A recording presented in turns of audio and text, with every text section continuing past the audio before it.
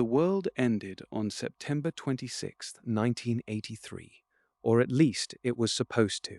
In the quiet darkness of a bunker near Moscow, the fate of 8 billion people rested on the intuition of one man who refused to believe a computer. It was 12:14 a.m. Lieutenant Colonel Stanislav Petrov was on duty at the Serpukhov 15 command center. His job was simple: monitor the early warning satellite system for incoming American nuclear missiles. The Soviet Union was on high alert.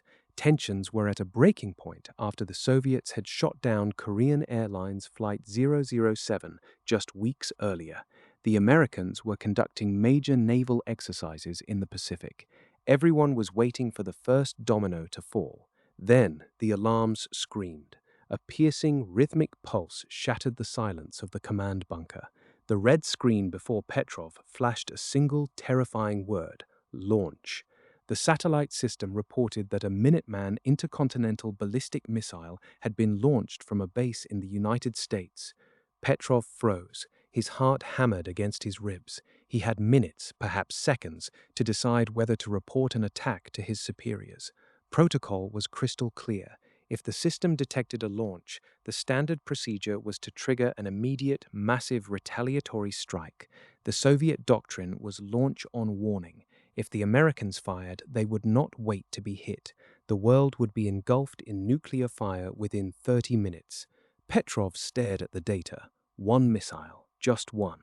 He argued with his own logic. If the United States were truly launching a first strike, they wouldn't send a single missile. They would launch hundreds or thousands to overwhelm the Soviet defenses and decapitate the leadership. This didn't feel right. It felt like a glitch. But the computer was adamant. It upgraded the threat assessment to maximum. The alarms grew louder. 4 more missiles appeared on the screen. The total count was now 5. 5 American missiles headed for Soviet soil. The bunker filled with the tension of impending annihilation.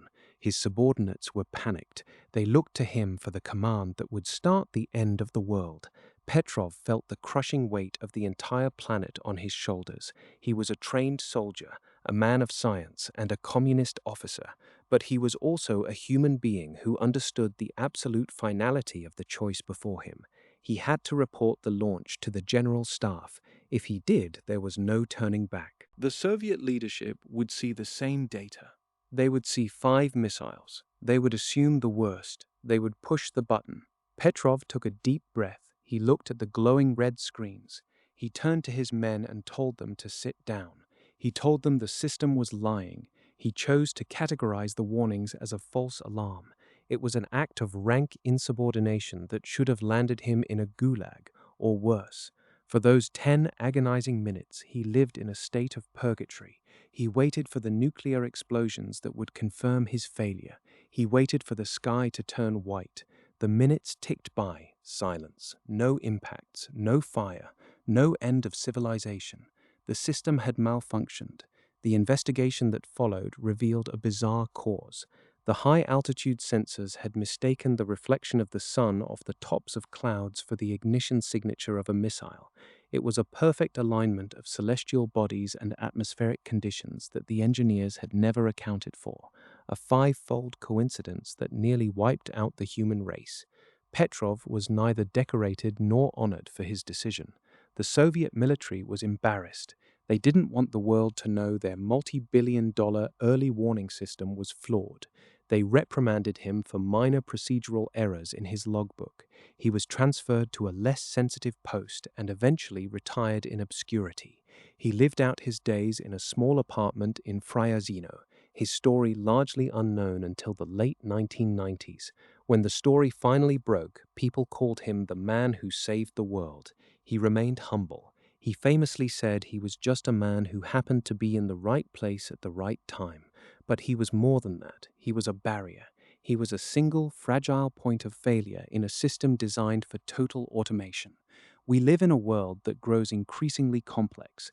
We delegate our survival to algorithms, to AI, and to automated systems that process information at speeds no human mind can track.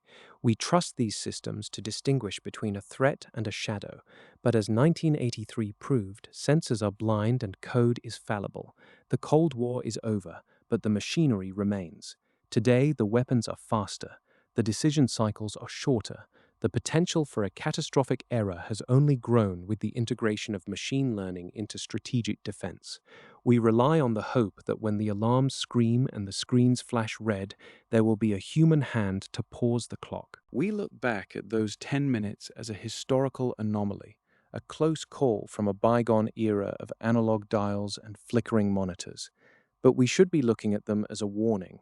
We built a world where 5 seconds of bad data can trigger a global collapse. We built a system that assumes perfection in a universe defined by error. Every day, we exist in the shadow of that same 10-minute window. We are only here because a man in a bunker refused to trust the machine. We are living on borrowed time, sustained by the hope that the next time the sensors lie, someone will have the courage to wait. The